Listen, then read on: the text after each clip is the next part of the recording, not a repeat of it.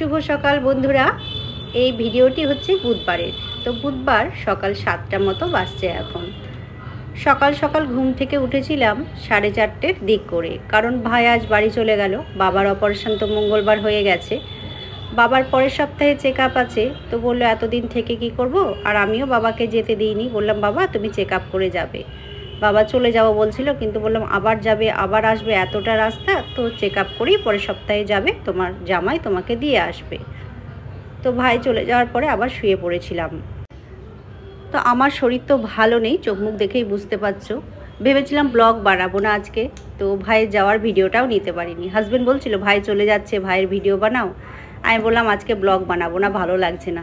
তো একটু বেলার দিক করে ঘুম থেকে উঠে তো ভাবলাম যে ভিডিওটা শুরু করি। মানে ব্লগ বানিয়ে এমন হয়ে গেছে, এখন একটা নেশা হয়ে গেছে। তো একদিন ভিডিও না বানালে বাদ দিলে মনে হয় যেন কেমন একটা ফাঁকা ফাঁকা লাগে। তো দেখো ছেলের জন্য টিফিন বানাচ্ছি, তো আজকে সেরকম কিছু করে দিতে পারিনি, ওই ব্রেড টোস্ট করলাম। ছেলে তো কলেজ চলে গেল, মানে হাজব্যান্ড ওকে বাসায় তুলতে গেল।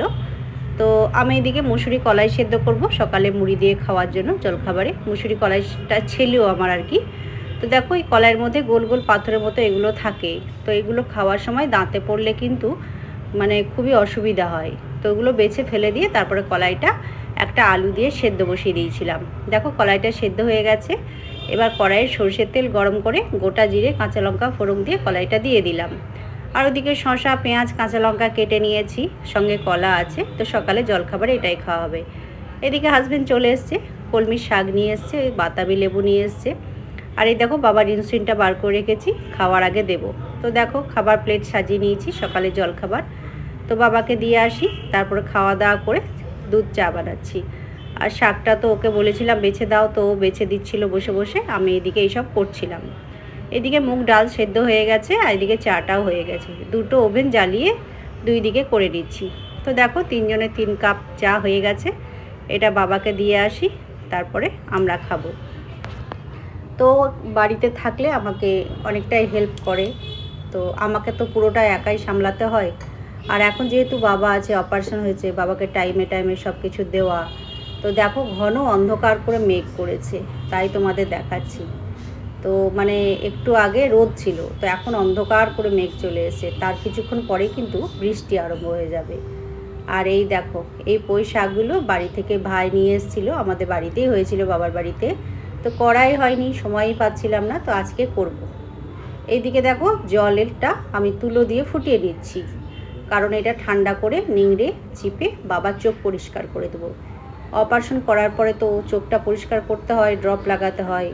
তো এগুলো তো আমি আগেও করেছি। আমার শ্বশুরমশাই 2টো চোখ অপারেশন হয়েছে, শাশুড়ি মায়ের একটা চোখ অপারেশন হয়েছে।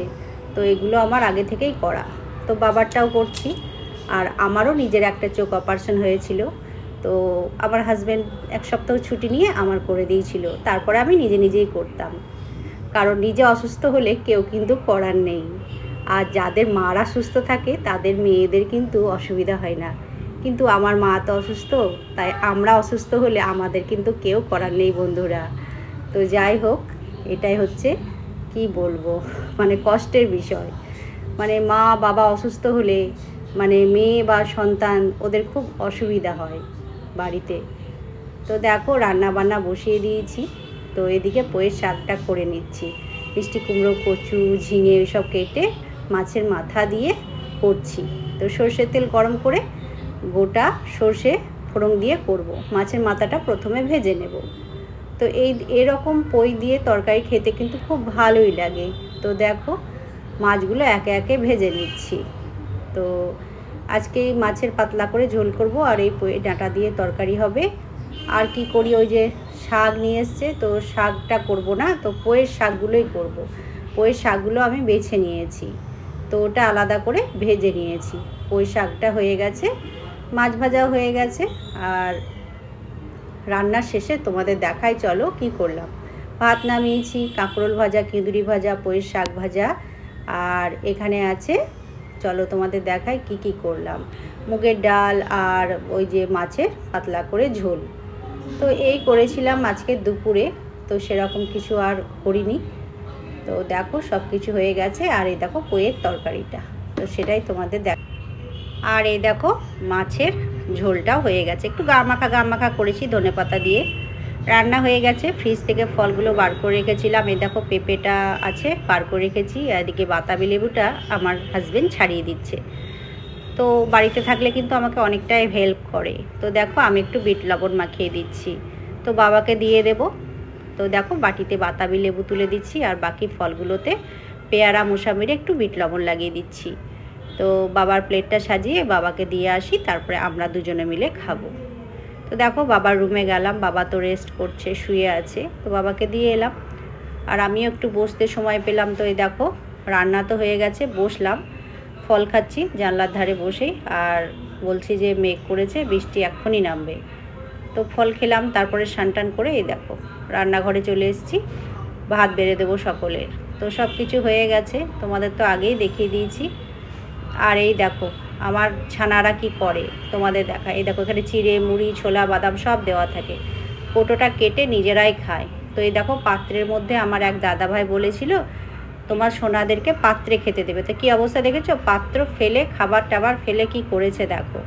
তো এই দেখো ওটা তো পাতলা ছিল, তো ভারী দেখে মাটির আমি এই পাত্রে আমার সোনাদের খেতে দিলাম। তো ভাত দিয়েছি, বাদাম দিয়েছিলাম, সেগুলো খেয়ে নিয়েছে, একটা পড়েছিল ওই ভাতের সঙ্গে দিয়ে দিলাম। আর এইদিকে রান্নাঘরে গ্যাস ট্যাস তো সমস্ত কিছু মোছা হয়ে গেছে, আবার সমস্ত কিছু দেখো একদম পরিষ্কার করে ফেলেছি। স্নান করে পুজো টুজো করা হয়ে গেছে। তো হাজব্যান্ডকে খেতে দেব, ও তো ডিউটি যাবে, তার বাবাকেও টাইমে খেতে দেব। বাবারও অনেক মেডিসিন আছে, টাইমের মধ্যেই খায়, তো সব দিক মেনটেন করেই চলতে হবে। তো দেখো বাবা বসে আছে, তো বাবাকে খাওয়ার আগে ওষুধ যেগুলো আছে, চোখের ড্রপ আছে, তো টাইমে লাগিয়ে দিচ্ছি। তো দেখো হয়ে গেছে, বাবাকে এবার খেতে দেব। তো বাবাকে বললাম ড্রপটা লাগিয়ে দিই, তারপরে তোমাকে খেতে দেব। আর ওইদিকে হাজব্যান্ডের খাওয়া হয়ে গেছে, ও তো ডিউটি চলে গেছে। আর এই দেখো আমি বাবাকে খেতে দিচ্ছি। তো বাবার খাবারটা দিয়ে তারপরে ওষুধ যে সমস্ত আছে বাবার কিন্তু প্রচুর ওষুধ আছে।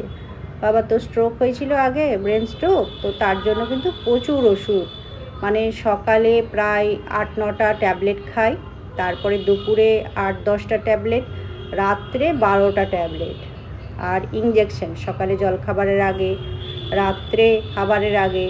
তো প্রচুর, মানে কি বলবো, মানে একজন মানুষের সারাদিন যে কত ওষুধ চলে, মানে যারা খায়, যাদের বাড়িতে পেশেন্ট আছে তারাই জানে। তো দেখো বাবা তো খাচ্ছে, আমি বসে আছি, আর অঝরে বৃষ্টি নেমেছে। হাজব্যান্ড তো চলে গেছে, ও রেনকোট পরে গেছে, বৃষ্টি পড়ছিল তখন। বাবার খাওয়া হয়ে গেছে, বাবাকে ওষুধপত্র সমস্ত কিছু দিয়ে দিয়েছি, বাবা তো রুমে শুয়ে রেস্ট করছে। এবার আমি খাচ্ছি, আর ছেলে তো নেই, ও তো কলেজে আছে, তাই একা খাচ্ছি। আর আমার ছানাদেরকেও খেতে দিয়েছে, ওই দেখো ওই যে মাটির পাত্রে ওটাতে দিয়েছি, ফুটফুট করে নিয়ে কেমন খাচ্ছে দেখো। আমি যদি সামনে যাই না, দেখলেই একদম ছুটে পালাবো। ওই দেখো একটু সামনে ক্যামেরাটা নিয়ে গেছে আর ছুটে পালিয়ে গেছে। আর চুপ করে এক কোণে দাঁড়িয়েছিলাম, তখন আসছে, চুপচুপ করে নিয়ে চলে যাচ্ছে। তো খাওয়া হয়ে গেছে, এবার একটা হজমোলার তো আমার লাগে, তোমরা জানো সবাই। হজমোলার পাতা নিয়ে আমি চলে এলাম আমার রুমে। বাবা তো ঘুমোচ্ছে, রেস্ট করছে, এবার হজমোলা খাবো। আর মানে ঘুমোতে পাই না দুপুরবেলায়, বাবা তো মানে ওষুধ মেডিসিন চোখের ড্রপ ওইগুলো আছে। আর এই দেখো বাবার ব্লাডটা টেস্ট করে দিচ্ছি, খাওয়ার আগে খাওয়ার পরে। বাবার কিন্তু ডেইলি রুটিনের মধ্যে পড়ে ব্লাড টেস্টটা, যেহেতু ইনসুলিন চলছে সেই জন্য ডাক্তারবাবু বলেছে ডেইলি মানে 1-2 দিন অন্তর ব্লাড টেস্ট করে দেখতে হবে। খাওয়ার আগে পরে দুটোই টেস্ট করে দিলাম। তো কিটগুলো ফেলে দিলাম, আর চোখের ড্রপ সমস্ত কিছু লাগিয়ে দিলাম। আর চোখটা তো সকালেই পরিষ্কার করে দিয়েছি, বারে দিই না, বেশি তো চাপ পড়বে, সেই জন্য একবারই পরিষ্কার করে দিই। আর এই দেখো সন্ধ্যাবেলা বাবার জন্য চা করেছি, আমার জন্য করেছি। আর ছেলে তো এখনও আসেনি, একটু পরে আসবে। তো ছেলে চলে এসছে, ওকে কফি করে দিয়েছি, ও বললো আমি কিছু খাবো না, খেয়ে এসছি। আর মুড়ি মেখে নিলাম, বাবার মেয়ের একটু ঝালমুড়ি মতো, দুজনে মিলে খেলাম। তারপরে ডিম আলু সেদ্ধ করে ডিমের ঝোল করলাম। আর এই দেখো রুটি হয়ে গেছে গরম। তো রাত্রেবেলায় ডিমের কারি আর রুটি, সঙ্গে মিষ্টি ওইসব থাকবে আর কি। তো বাবা তো মিষ্টি খাবে না, বাবাকে রুটি আর ডিমের কারি দিয়ে দেবো। তো রাত্রে ডিনারে মেনুতে ওই ডিমের কারি আর রুটি। তো দেখো আর সঙ্গে একটা পেঁয়াজ, বাবা পেঁয়াজ খেতে খুব ভালোবাসে, তো বাবার খাবারটা আগে দিয়ে এলাম। তো তারপরে আমাদের রুটিগুলো বানাচ্ছি, বাবাকে যেহেতু টাইমে খেতে দিতে হয়। আর হাজব্যান্ড কিন্তু এখনও ডিউটি থেকে ফেরেনি, ওই রাত্রি 10:30 মতো বেজে গেছে। তো ফিরে চলে এসছে ডিউটি থেকে।